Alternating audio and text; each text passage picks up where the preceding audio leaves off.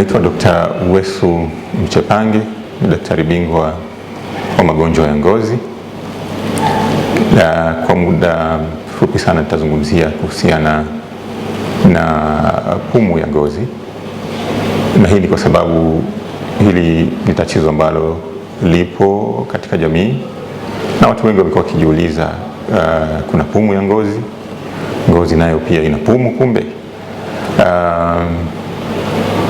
Kinachoitwa pumu ya ngozi sisi kitaalamu tunaita atopic dermatitis. Ni ugonjwa sugu usioambukiza wa ngozi ambao kwa namna moja ama nyingine una uhusiano na pumu, ndio maana umepata jina hili la kuitwa pumu ya ngozi. Ni ugonjwa sugu usioambukiza wa ngozi. Ugonjwa huu sababu yake kubwa tunasema ni vinasaba. Mtu anakuwa amerithi vinasaba kutoka kwa mmoja katika wazazi wake ambavyo vinapelekea ugonjwa huu wa ngozi, na vinasaba hivyo pia vinasababisha mtu huyu kuweza kupata ugonjwa kama vile wa pumu na magonjwa mengine kama vile allergy ile ya mafua, tunaita allergic rhinitis. Sasa hivi vitu vitatu vinakwenda pamoja, kwa maana ugonjwa huu wa ngozi, ugonjwa wa pumu pamoja na allergy ya mafua, yani allergic rhinitis, na ndio maana sasa ukapewa jina hilo la kuwa ni pumu ya ngozi, kwa maana kama ni ugonjwa wa ngozi ambao una uhusiano na pumu, kwa sababu unarithiwa katika vinasaba vile vile vinavyosababisha, ambavyo mtu akiwa navyo vinasababisha ugonjwa wa pumu.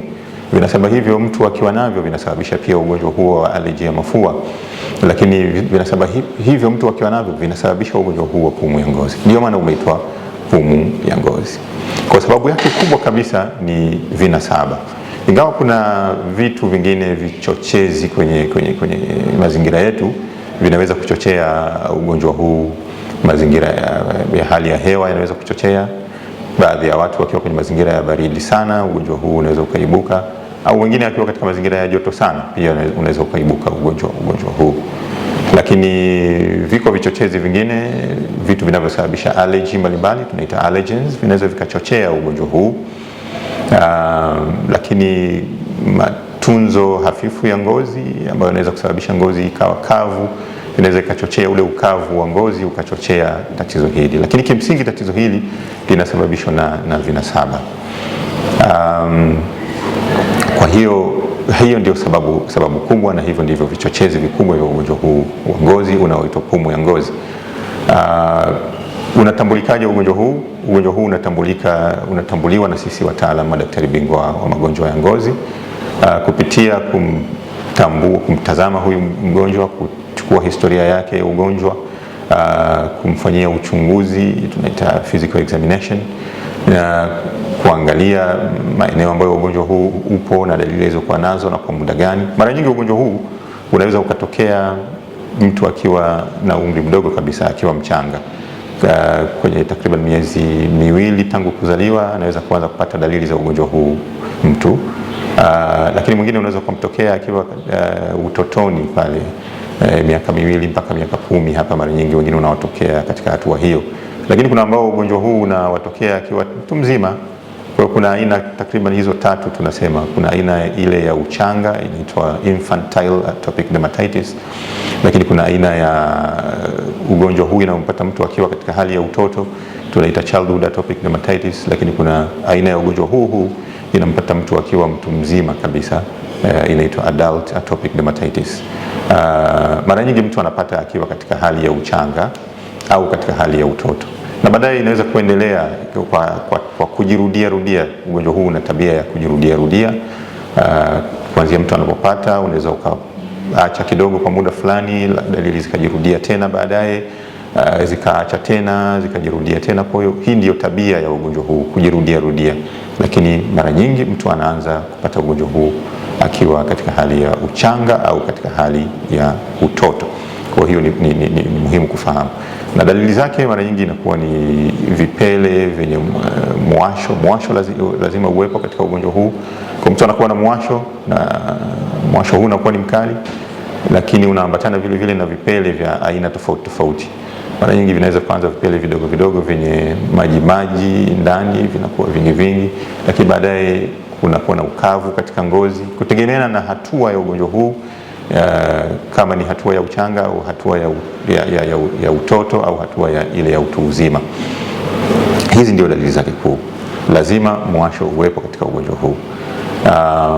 Vipele vinaweza kutokea maeneo gani? Vinaweza kutokea maeneo ya kichwani na usoni, hasa kwa watoto wachanga. Mara nyingi wanakuwa na vipele hivi kichwani na usoni, na wengine wanatengeneza aina fulani kama ya ukoko hivi kwenye sehemu za kichwa na maeneo ya uso vile vile.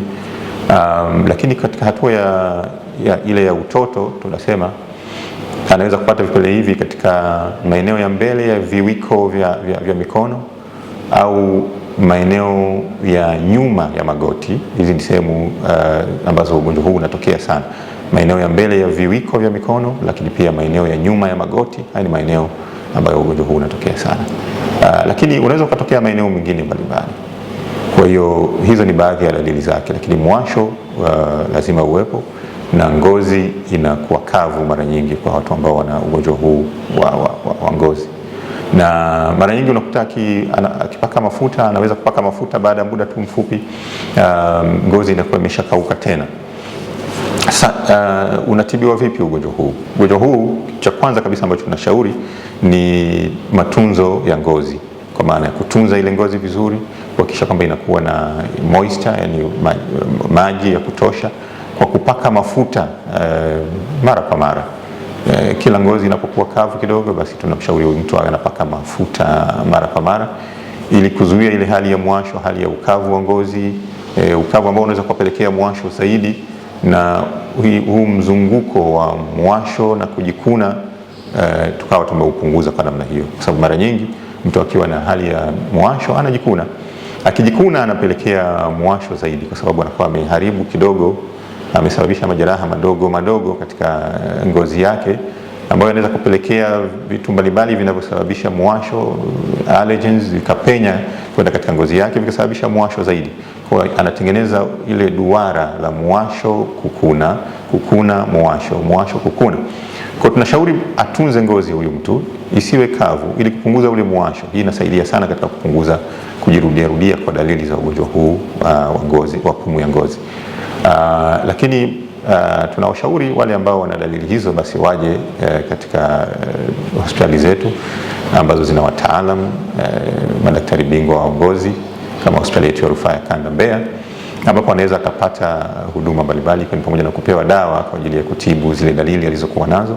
Kuna dawa mbalimbali ambazo tunazitoa kwa ajili ya kutibu zile dalili mbalimbali alizokuwa nazo. Kama mwasho ni mkali sana, tunampa pia dawa za kuzuia mwasho, lakini kuna dawa za kupaka. Nyingi zinaangukia katika kundi la dawa tunaita corticosteroids, basi tunawapa dawa hizo kwa ajili ya kutibu zile dalili mbalimbali alizokuwa nazo.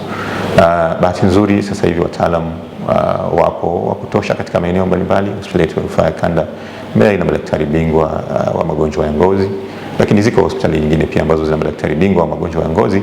Basi tunawashauri wale ambao wameona dalili hizo mbalimbali wafike katika sehemu hizo za kutolea huduma kwa ajili ya kutibiwa sasa ipasavyo. Wengi wamekuwa wakitibu niseme kiholela, pasi na kufuata ushauri sahihi wa kitaalam, na wamekuwa hawapati matokeo mazuri. Lakini unapopata matibabu kwa kufuata ushauri sahihi wa kitaalam, unapata matokeo mazuri. Na kama nilivyosema, hospitali yetu ya rufaa ya Kanda Mbeya ina wataalamu wa kutosha katika eneo hilo na maeneo mengine mbalimbali.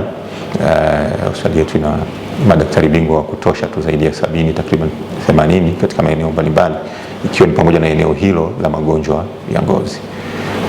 Lakini pengine kingine ambacho kinakwamisha watu kupata huduma ni kuchelea au kuhofia gharama za matibabu. Kwa sasa hivi tunashukuru sana na tunaipongeza serikali yetu ya awamu ya 6 kwa kuja na mpango kabambe kabisa wa kuhakikisha kwamba wananchi wanapata huduma za afya, kwa kuandaa mpango wa bima ya afya kwa wote. Kwa kweli nikiri kwamba huko nyuma imekuwa ni kikwazo kikubwa sana kwa baadhi ya watu kupata huduma za afya kwa kutokuwa na bima ya afya. Kwa hiyo kitendo cha kutoa fedha kutoka mfukoni kwa ajili ya kugharamia matibabu kwa watu wengi imekuwa ni changamoto, na pengine imewarudisha nyuma katika kupata huduma mbalimbali, ikiwa ni pamoja na huduma hizi za changamoto au matatizo ya ngozi. Lakini kwa sasa kupitia mpango huu wa bima ya afya kwa wote, naamini basi watu wengi zaidi watapata fursa ya kutibiwa magonjwa mbalimbali. Kwa hiyo wale ambao wana changamoto hizi za matatizo ya ngozi wafike katika vituo vya kutolea huduma za afya ili kuweza kupata huduma hizo. Asante sana.